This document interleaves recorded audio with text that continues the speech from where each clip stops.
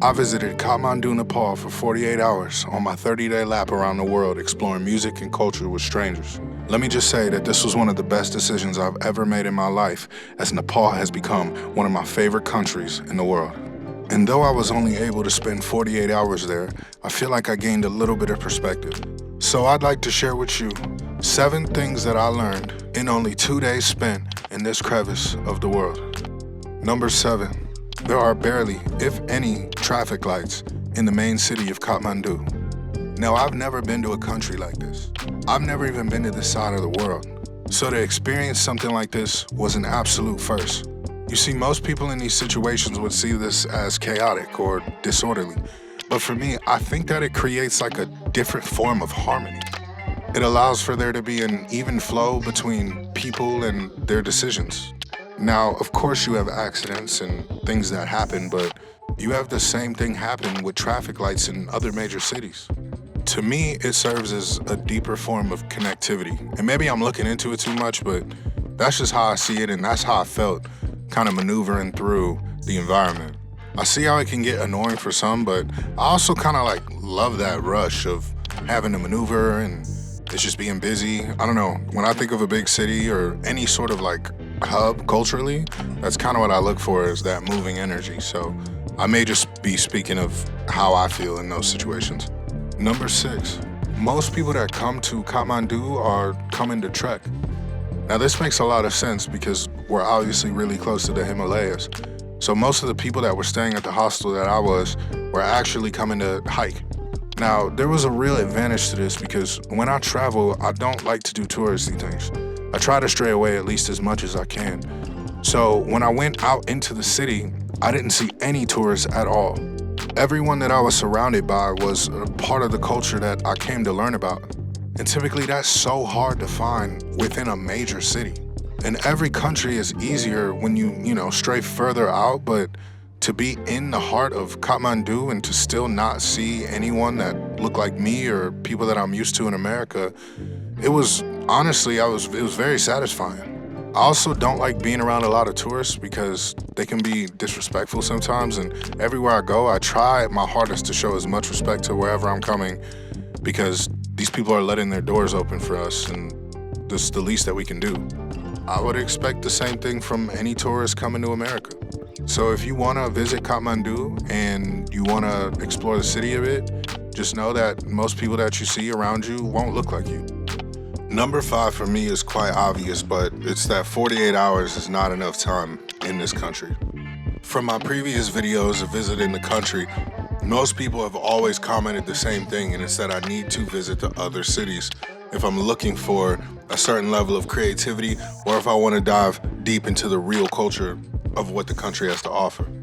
And I have to say that I agree. From the vast landscapes and the depth of the people and what it all shows, I feel like there's so much to learn, and I want to continue to learn about this part of the world. So I look forward to coming back and exploring more and finding out more of the details of what makes Nepal, Nepal. Number 4, Nepal is one of the poorest countries in the world and the poorest country in South Asia. Now, this kind of came as a surprise to me only because you could never assume that if you see the people and you see their attitudes. I spent a lot of time in the major cities in America, whether it be Hollywood or New York or Miami, wherever. And the happiness that those people have from the things that they do, you really couldn't tell the difference by meeting people in Nepal and the level of happiness that they have from the lives that they live. I think one of the biggest things that I learned from this was that perspective is really everything. People don't really lack unless you tell them that they're lacking. People enjoy their lifestyle and they have the things that they have, and it brings them their joy.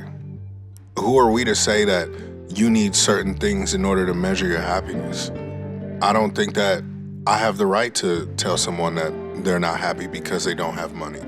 And I think that that was one of the most important and most valuable things that I took from being in this country in the first place. Number 3, there are temples located all around the city that people are constantly visiting throughout the day. Now this was cool to me because in America, obviously I see a lot of churches on corners and kind of everywhere, but the flow of having these walking cities and seeing shrines and temples that people can just literally visit for 30 seconds and continue on with their day. I don't know, I'm not of a Hindu faith, but just being in this presence was enlightening in a way, and it was heartwarming to see, that energy kind of radiating through the culture at every corner that you turn. Each shrine and temple as well were pristine. Like there was no litter, there wasn't any trash, like everything was so clean and respected. And that was something that I thought was really amazing as well, that even if you don't necessarily believe in this or that, people have this kind of overhanging respect for each culture, regardless of if it's yours or not. And that was something to me that I also thought was amazing. Number 2, this city comes to life behind its creativity. And for me, this isn't necessarily I make music or I sing or whatever. It's everything. Creativity exists in every crevice of this country. I'm seeing it in the way that the buildings are built. I'm seeing it in the way that the flow happens between traffic. I'm seeing it in people's smiles and the way that they prepare food. And there's just every corner that I turn, I'm feeling like a uniqueness and an individualism. And that individualism unites this city to be one, and it's harmonious.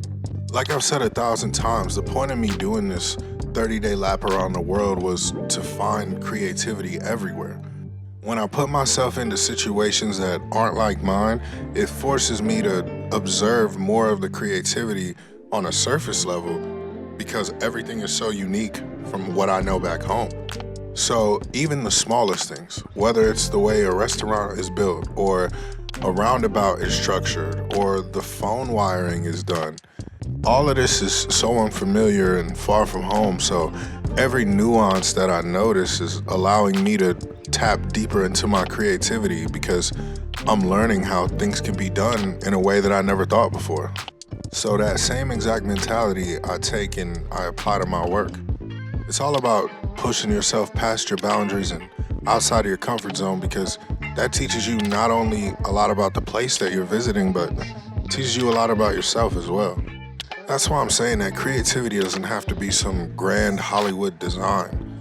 You could be a person in a small village, decorating and cultivating experiences for your people.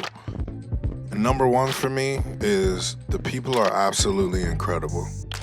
When I left the country and I started this journey, I had a conversation with my grandparents, and the number 1 thing that they were concerned about was my safety because they didn't trust people on the other side of the world.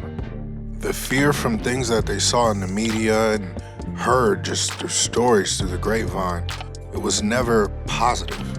Everything that's sold to us is negative in a way that stops us from wanting to explore more of what we are as not just a country, but what we are as human beings, which is one race, the human race.